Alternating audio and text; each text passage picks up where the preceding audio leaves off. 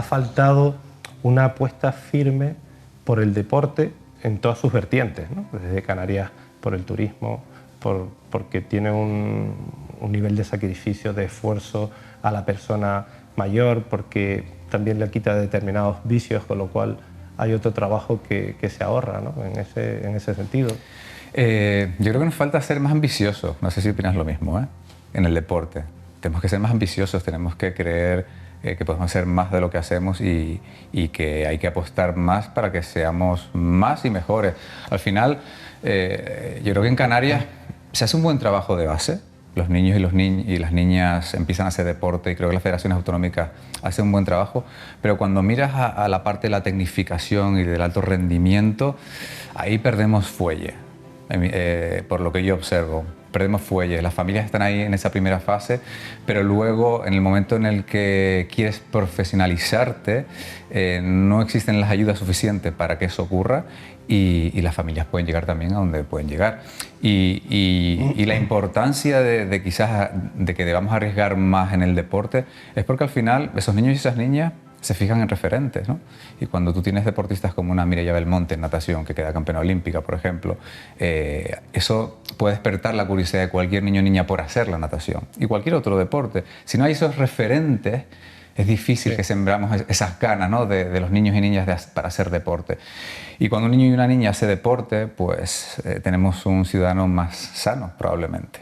Y si un niño y una niña hace deporte, crece en valores y en ética y convertimos un ciudadano del futuro que aplica todo eso en la familia, en el trabajo, con sus amigos. Es decir, esa inversión va mucho más allá de un coste, ¿no? Que implica una instalación o que implica una beca deportiva, sino el espectro de actuación es mucho más amplio y creo que a veces no lo entendemos o no lo vemos o nos cuesta, ¿no? Tomar conciencia de la importancia que tiene el deporte en nuestra sociedad. Cuando uno hace deporte y se quiere profesionalizar o empieza a competir, siempre persigue la victoria, ¿no? Y no sé, a mí me enseñó particularmente a entender cómo se pierde, a aprender a perder, a aprender a empatar y a aprender a ganar. Cierto. Pero no sé si detrás, si esto no está bien cuidado y si no se hace un trabajo con la unidad familiar, etcétera, puede existir la frustración, ¿no? Oye, yo tengo de referente a Iván Ramallo, olímpico, ¿no?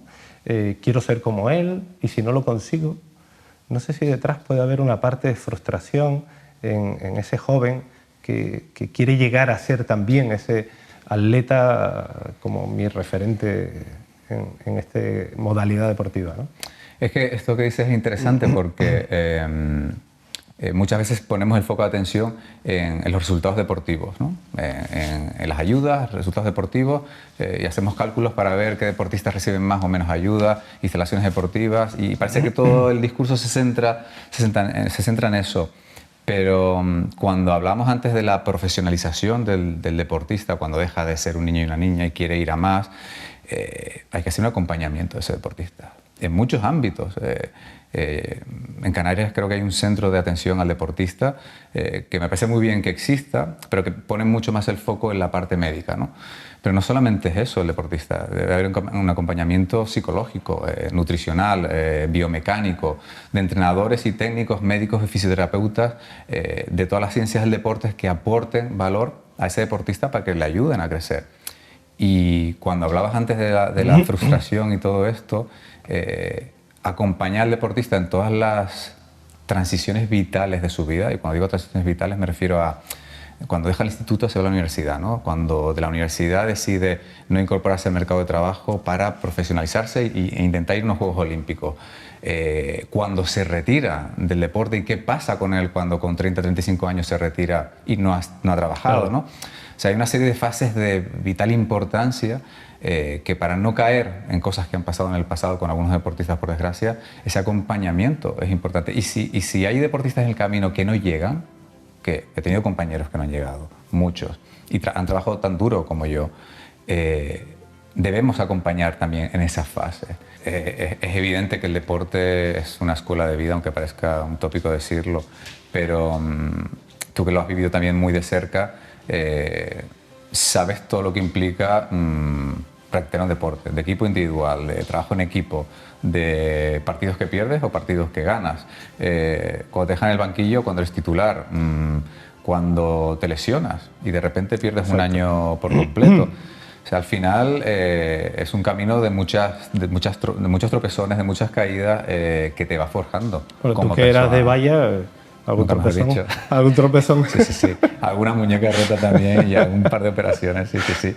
Pero es verdad, pero al final es un paralelismo con la vida, ¿no? Sí. Y de ahí la importancia de apostar por ello. Porque al final es cierto que no todos van a llegar arriba, pero esa gran masa de deportistas que luego se incorporan a la vida cotidiana con esos valores del deporte, es lo que queremos tener, ¿no? Gente que en el trabajo sepa trabajar en equipo, que sepa lo que significa trabajar por objetivos, que sepa lo que es tener la presión encima y que salga adelante sin hundirse. Ese sentimiento de inferioridad que el canario a veces tiende a tener, ¿no? Cuando se compara con deportistas de la península, ¿no? Cuando vamos a competir a la península, vamos a viajar. Sí. Siempre parecía que ibas a un sitio mejor o con más competencia, ¿no?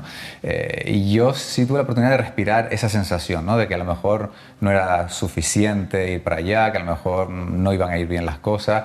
No por mí, sino por el ambiente que tenía alrededor, ¿no? De que a lo mejor no iba a conseguir ir a unos Juegos Olímpicos, que era un poco mi sueño desde que era pequeño. Pero es cierto que nada de lo que a su alrededor puedas tener que te dice que no lo vas a conseguir, perturbó mis ganas de intentarlo. Porque al final, si no lo intentas, no sabes si lo vas a conseguir. Claro. Y si lo intentas pero no lo consigues, no pasa nada. Te vas tranquilamente, vuelves a Tenerife con tu familia y sigues con tu vida en otro ámbito, ¿no? No tienes nada que perder, el no ya lo tienes. Con lo cual, yo soy de los que cree que aunque todo parezca que no va a ser posible, lo intentemos, lo luchemos, y cualquier niño de 12, 11 o 10 años que ve unos Juegos Olímpicos por la tele y le dice a la madre, yo quiero ir a un estadio lleno de gente a competir, que nadie ahora le diga que eso no es posible, que eso es una locura, que dónde vas tú, ¿no? Al contrario, alimentemos ese sueño y apostemos por eso, porque realmente ahí estás ya empezando a construir. ¿Sabes qué? Si a mí yo estuviese sentado ahí, me hubiesen hecho la pregunta de ¿y por qué diste el paso a la candidatura a la presidencia del Gobierno de Canarias?, hubiese contestado exactamente lo mismo que tú, sin irme fuera, solo quedándome en Canarias, hubiese dicho, quiero intentarlo y si lo consigo, intentaré dar lo mejor de mí, convertirme en una persona de fiar, y si no, pues no pasa nada. Al final, la intención, la voluntad, las ganas, ¿no?, quedan en eso, y me he sentido muy reflejado en esa parte que has dicho, porque a mí me costó tomar decisiones, como todo en la vida.